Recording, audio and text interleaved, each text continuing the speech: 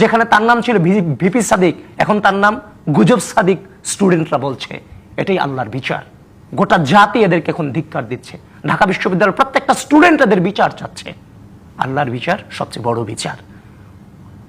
আল্লাহর মাঠ দুনিয়ার বাইর বলে একটা কথা আছে। শিবির যা করেছে 5 আগস্টের পরে রাজনীতির দখলদারিত্ব করতে গিয়ে বাংলাদেশের ছাত্র রাজনীতির ঐক্য যেভাবে নষ্ট করেছে, অসংখ্য অগণিত মানুষের বেঁচে থাকাটাকে এরা দুর্বিষহ করে তুলেছিল। তো গতকালকে যে মহান সৃষ্টিকর্তা আমাদের হাতে যে ডকুমেন্ট এনে দিয়েছে, গোটা জাতি এদেরকে এখন ধিক্কার দিচ্ছে। ঢাকা বিশ্ববিদ্যালয়ের প্রত্যেকটা স্টুডেন্ট এদের বিচার চাচ্ছে। যেখানে তার নাম ছিল ভিপি সাদিক, এখন তার নাম গুজব সাদিক স্টুডেন্টরা বলছে। এটাই আল্লাহর বিচার।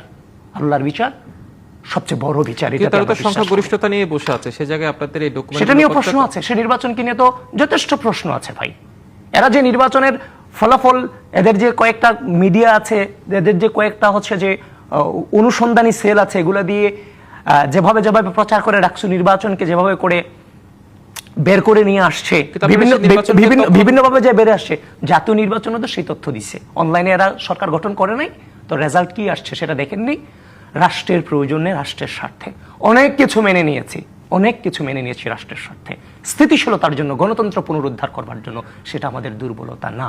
যে প্রশ্নগুলো উঠেছে, বিশ্ববিদ্যালয়ের ভিসি নিয়াজ স্যার কি একটার জবাব দিতে পেরেছে? প্রক্টর একটার জবাব দিতে পেরেছে? নির্বাচন কমিশন একটার জবাব দিতে পেরেছে? আপনারা কি জানেন না সেগুলো? নিশ্চয়ই আমরা আসলে ছাত্র রাজনীতির অবস্থান ফিরে, এই রাজনীতির জন্য আমরা যথেষ্ট স্যাক্রিফাইস করেছি, স্থিতিশীলতার জন্য।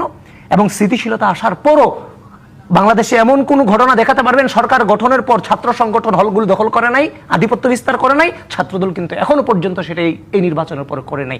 এটাই 5 আগস্টের অর্জন, এই গণঅভ্যুত্থানের সবচেয়ে বড় অর্জন। আমরা সেটাকে ধারণ করি, কিন্তু আমাদের বিরুদ্ধে অপপ্রচার আমরা চাই সে ধারণ বিভিন্ন ধরনের অবস্থানটা ফিরুক এবং ক্যাম্পাসে খারাপ পরিস্থিতি, ক্যাম্পাসের রাজনীতি এবং